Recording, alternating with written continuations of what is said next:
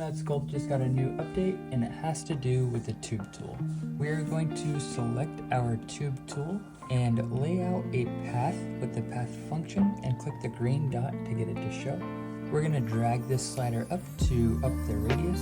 Now for the update, you'll see a new button at the top where you can click profile, and this lets you change the profile at each individual point. If you have it where one dot is showing, that just turns the profile on.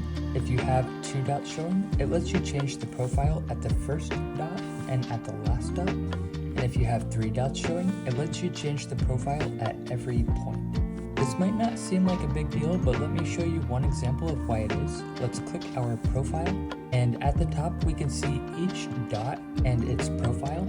For the first dot, I'm going to click all of these and just make it round. And you'll see that it's round at this point, and it starts to square up at this point. I'll change the first profile to be flattened on the edges to make it like a handle, and maybe I'll even squish them all in a little bit. And I'm gonna add two more points right here, and in the middle, I'll make that perfectly round.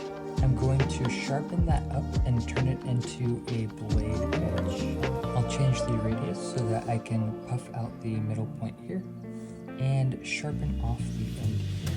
And you can see what it did. I made a handle and a blade edge that I can sharpen off, and I can continue to move those points into making it whatever kind of blade that I want. Another useful thing is if you open the profile, there's now a preset menu where you can save specific profiles.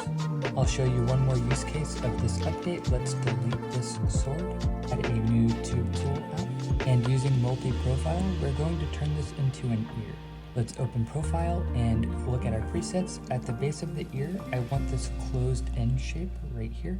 And in the middle and at the other end of the ear, I just want this rectangle shape like this. And changing the radius, we can see how effective that multi-profile is.